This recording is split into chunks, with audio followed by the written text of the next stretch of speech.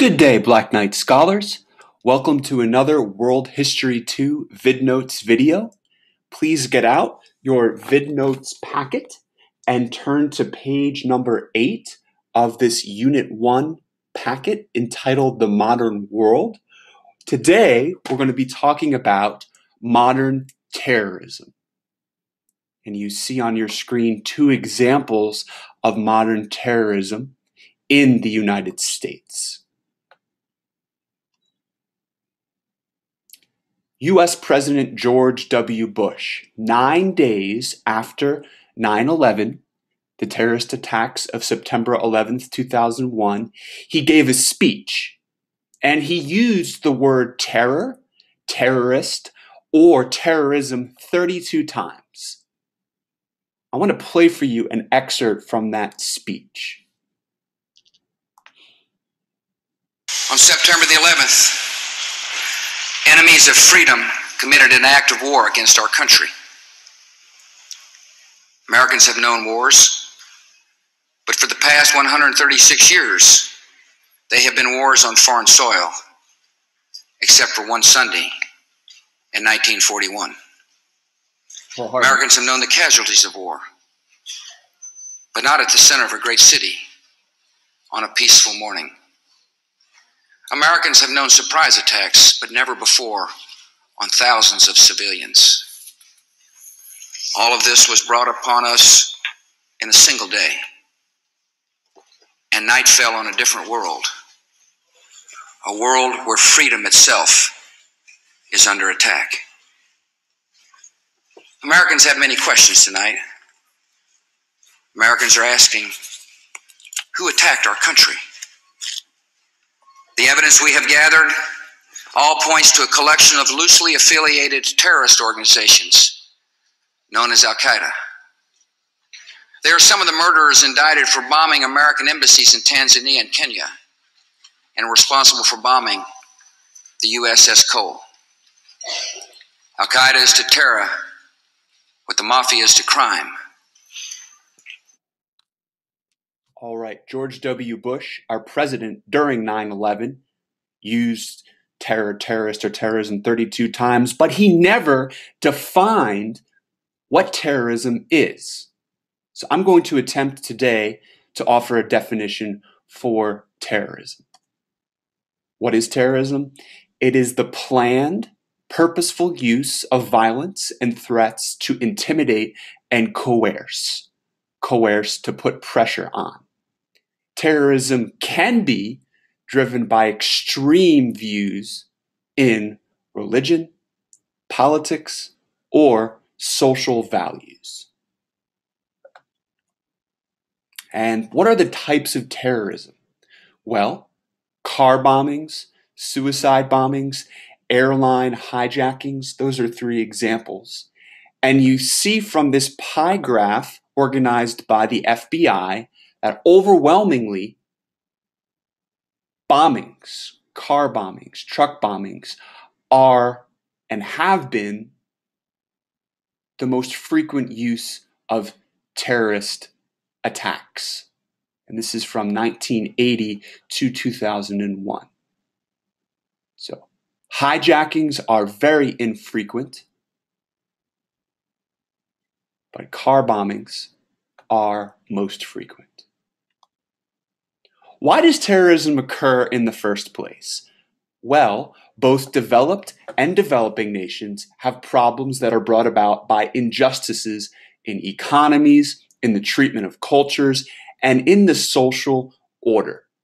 People feel like outcasts in their country or their region. Maybe their culture is a minority. Maybe they feel that they don't have a voice, or maybe they feel that generations of their families have been poor. Some choose to deal with these unequal conditions through terrorism. I want to point out this idea. What could a terrorist look like? We all have a picture in our mind of what a terrorist might look like. Picture that image in your mind. Is this the image that was in your mind? This young white male? He is a terrorist. Was this the image that was in your mind? This is Osama bin Laden. He is a Muslim. He's wearing the traditional Muslim turban. And he was the architect, the planner of the 9/11 attacks. Not all terrorists look like this man. It's important to remember that so that stereotypes don't start to develop in our minds. Some terrorists do look like this man. We're going to talk about both Timothy McVeigh and Osama bin Laden today. First, September 11th, 2001. Who was involved in this terrorist attack on America? 19 terrorists from Al-Qaeda, led by Osama bin Laden. How was this terrorist attack carried out?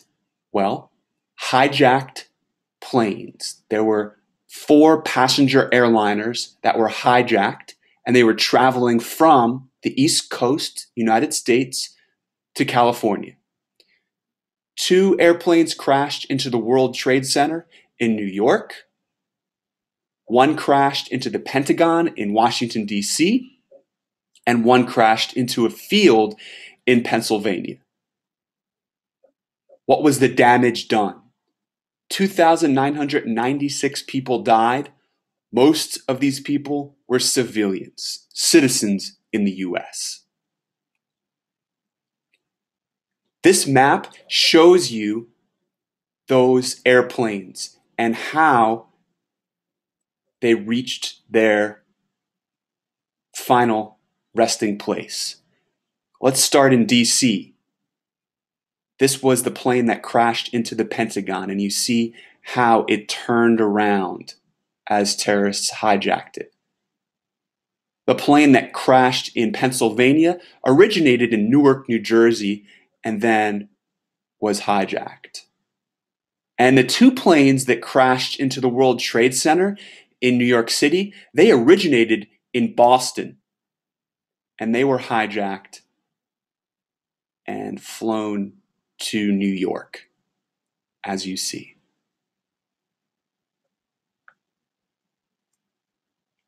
The Pentagon was attacked in Washington, D.C., this symbol of our military power. And I'm about to show you a security camera video from that morning, 9/11.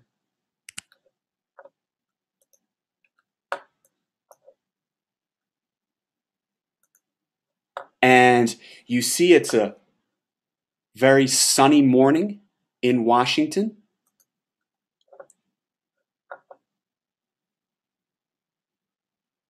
This is the outer walls of the Pentagon.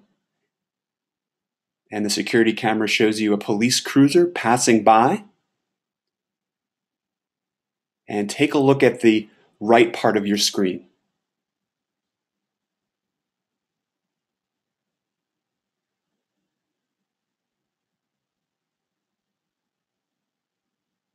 There's the airliner. Explosion.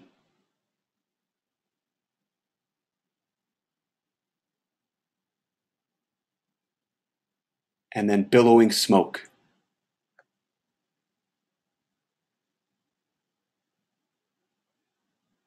I'm going to stop the video here, but that was a security camera that captured that moment of impact.